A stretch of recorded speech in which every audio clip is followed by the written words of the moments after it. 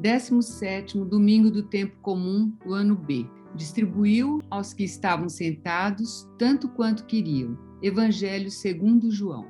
O cenário do evangelho de hoje é uma referência à Páscoa dos judeus, porque Jesus passa de uma margem à outra. Não sabemos nem de qual margem se trata, nem como passa, apenas que uma grande multidão segue Jesus. Isso certamente nos remete à passagem do Mar Vermelho, em que havia uma multidão guiada por Moisés. Portanto, é bem claro que o êxodo, que agora está sendo realizado por Cristo, é a passagem para a salvação definitiva, que tem caráter eucarístico. Jesus disse a Filipe: "Onde vamos comprar pão para que eles possam comer?" Disse isso para pô-lo à prova. Cristo quer verificar com qual mentalidade os discípulos o seguem, a antiga ou a nova. A mentalidade velha está enraizada no medo que se implantou a partir do pecado original, cuja fonte é o egoísmo, o desejo de salvar a si mesmo a qualquer preço. Isso se expressa no individualismo. Já a mentalidade segundo Deus é a vida vivida como comunhão. O termo "faça-o sentar" é o mesmo que se usava para as refeições solenes, como a Páscoa, em que as pessoas faziam as refeições inclinadas sobre almofadas porque eram livres. Apenas quem tivesse algum servo tinha esse privilégio. Do contrário, ficava sentado ou em pé. Os seguidores de Jesus foram libertos do pecado original. Por isso, comeram a Páscoa na postura acima referida, como homens livres. Os discípulos são chamados a fazer com que o povo se descubra liberto e salvo. Então, os bens deste mundo serão uma realização de partilha que tem como centro o Cristo. A primeira coisa que o Senhor faz nos surpreende. Antes de tocar o pão, Jesus nos faz sentir senhores, enquanto Ele mesmo é servo e revela que veio para servir. Está aberta desta forma a dimensão do serviço e do senhorio ao mesmo tempo. Cristo se faz servo para que o homem possa adquirir o senhorio que perdeu por causa do pecado. É Jesus e não os discípulos a tomar os pães, fazer a oração e distribuí-los, porque de fato não se trata de uma mera multiplicação, mas de um milagre. Aqui se abre um parêntese espiritual importante. Não se trata somente de distribuir os nossos bens para resolver o problema da fome e da desigualdade no mundo. Isso, além de ser impossível, não resolve o problema, pois a salvação é algo muito mais profundo.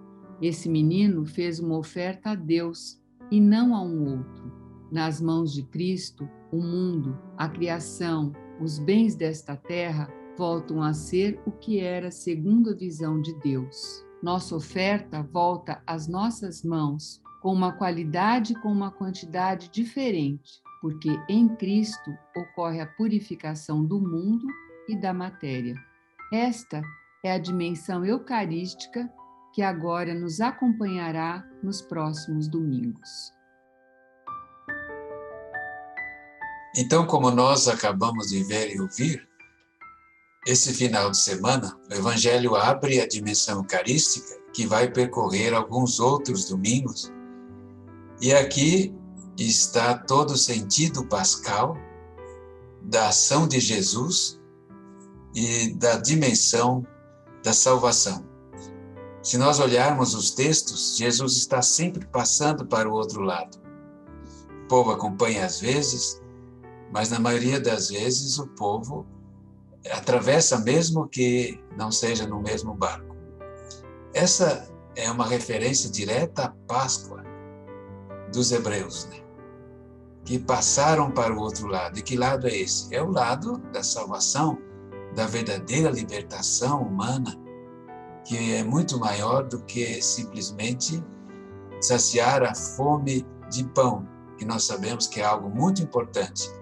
Mas somente em Cristo, numa verdadeira adesão profunda a Ele, a gente também pode atuar com desprendimento nessa questão da partilha dos bens como realização da salvação e das promessas que vêm sendo feitas na Escritura pelos profetas, né? Vai chegar o dia em que haverá paz, em que haverá pão para todos.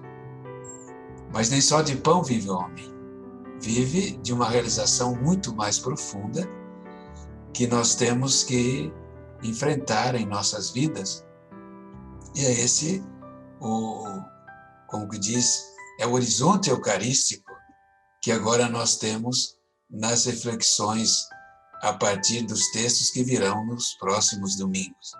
Importante para nós é viver esse domingo passando com Jesus para o outro lado, e passando para o outro lado, entrando em profunda comunhão que nos liberta do pecado e nos abre para o amor. Essa é a grande mensagem que nós vamos viver nesse domingo. Então o Senhor esteja convosco. Ele está no meio de nós. Abençoe-vos o Deus Todo-Poderoso, Pai, Filho e Espírito Santo. Amém. E tenham todos bom domingo e uma boa Páscoa.